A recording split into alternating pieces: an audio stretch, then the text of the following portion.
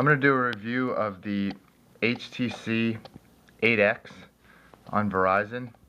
It's a Windows phone, and I had a chance to use it for a couple days. I generally use Android, so there was a little bit of a learning curve. So when you turn the phone on, there's a lot of customization you can do. When you turn the phone on, you'll see that there's a lock screen, and you can put pictures. You can use one of the pictures they have there, and you can have different information displayed on here. And I chose to display the clock, the date, as well as other notifications, but right now I don't have any notifications. And when you turn the phone on, the power button's on the top. On the side here you have your volume rocker, and then down here you have a dedicated, on the bottom here you have a dedicated camera button. So if the phone is off and you simply hold down the camera button, then the camera just comes on and you can take photos that way. Going back to the home screen, again, and when you turn this on, you'll see this home screen. You push up and then you'll see the active tiles. So on this menu you can customize and move these tiles around as you choose. You can just touch them, and then you can press the buttons to make them smaller, larger, or medium size, and you can put them in any order you want. So you can actually move certain ones further down or further up. You can make them, these tiny size, these medium size, as well as making them the entire size of the screen going across, and put them in any order. So I have the clock and weather on the top.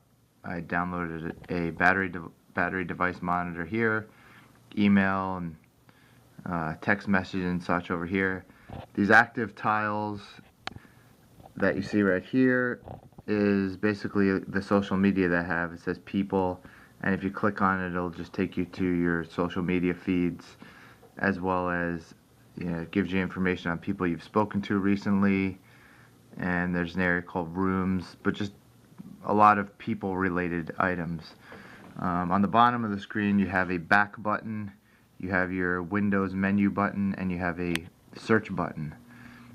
So when you click on this Windows button, it'll bring you, if you're somewhere else, it'll bring you back to the home screen, as you can see there. If you hold the back button, that'll also touch the back button, it'll bring you back to screens you were just recently at, back to the camera where I started before. And you'll find that if you press the back button down and hold it, then it'll allow you to basically X out of other applications that you have open. Very similar to Google, an Android phone, except you do not swipe them up or down. You simply, you can also pick them that way. You simply click on this little X that you'll see at the corner, the top right corner of each one, and then they'll go away. So that's how that works. If you press and hold the menu, I'm gonna call it the Windows menu button here in the middle, that will pull up a listening function, and you can speak into the phone and ask it to do various tasks.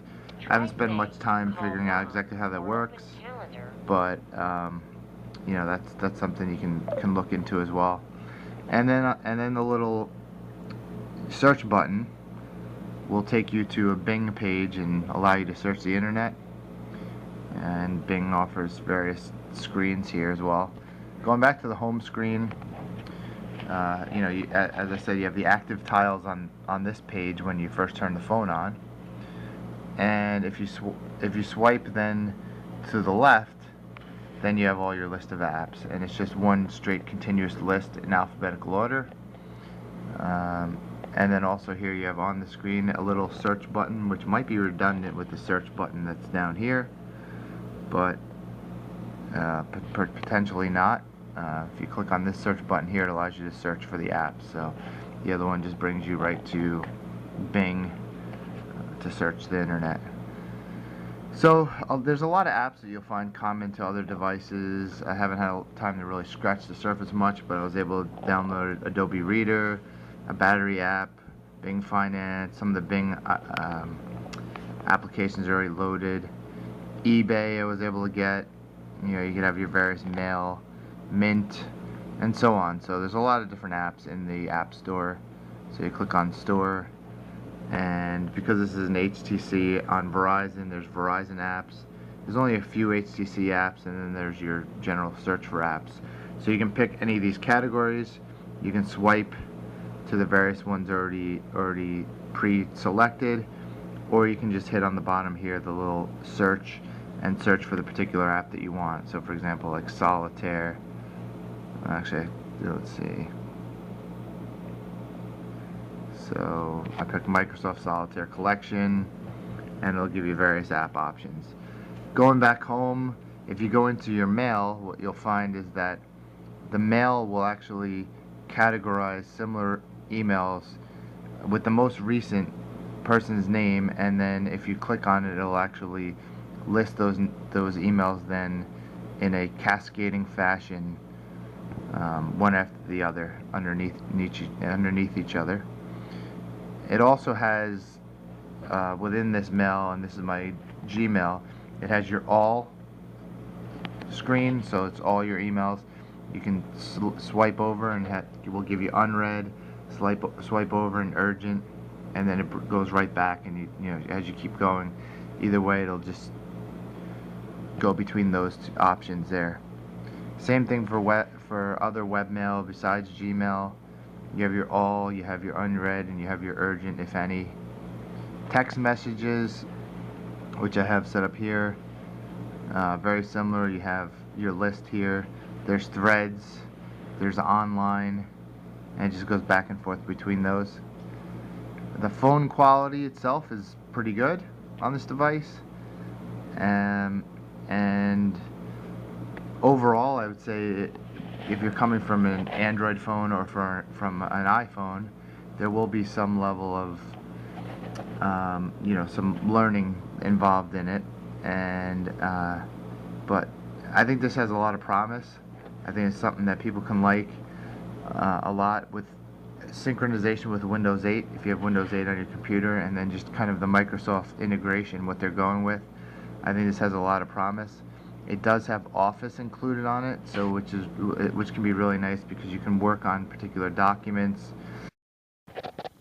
So the good thing within Microsoft Office on this phone is that you can produce and work on documents in the cloud. You can use Office 365, and it just gives you an option to work on documents both on your phone, edit and such, as well as on your computer. So it's kind of an integrated solution. The other thing you can do here is that in settings you can change a lot of the various background items. So I have this with a white background and a blue coloring here, but if you go into settings, which I have a shortcut for right here on the home page, right here, if I go into settings, you'll see there's ringtones, just like a lot of other things. Theme. So I have the theme as light, so if I change it to dark, then you get a black background instead of the white background. Okay, and then you can change the colors here, so you can go to any color you want. Light, I'll switch to dark, so now I have dark with a green. Now if I go home, this is what it looks like. So there's quite a bit of option here to customize the colors. Most of the icons are going to be the color of that you choose, and some just have their own. There's internet sharing, screen rotation, Bluetooth, just like other phones. There's a driving mode, which I have not set up, but it allows you to turn off notifications, which is becoming a popular thing now that people have been texting so much and such. There's a battery saving app, ability to save battery. There's also in here built in a way to find your phone, as well as you know, basically a way that you're able to manage your data so that you could be using less data on the phone, especially if you have considerable items in your people and your feed, and if there's things that you want to minimize the amount of data that you're using, that can be done. So as mentioned, it's a pretty nice form factor. It's well built, feels good in the hand. There's definitely a change something to get used to if you're coming off of other phones and you're interested in going to this Windows phone or to any Windows phone. But if you play around with it for a day or two, or read more, there's actually there's an app in here that allows you to basically get a tutorial on how to use it. Some of the apps you have is a wallet, which allows you to, I think this is probably similar to Google Wallet, is to put a lot of your wallet related items here, and that information. Again, I have Skype here, store, the photos it takes are fairly reasonably decent, and I don't know, that's about it. There's tons you can talk about and look into, but if you don't want a really super large phone, this phone will fit fine in your hand. It's very capable. It'll do most of the things that many of the other phones will do.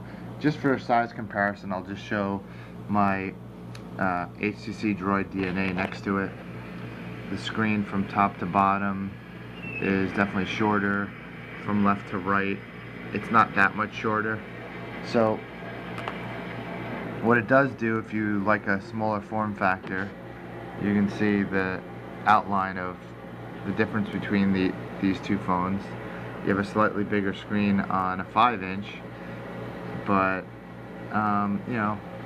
this could be for someone that doesn't want that bigger, a little more difficult to hold phone that's just going to take up a lot more space in your hand. So hope this review is helpful. If you have any questions, feel free to let me know, and I hope you liked it. Thanks.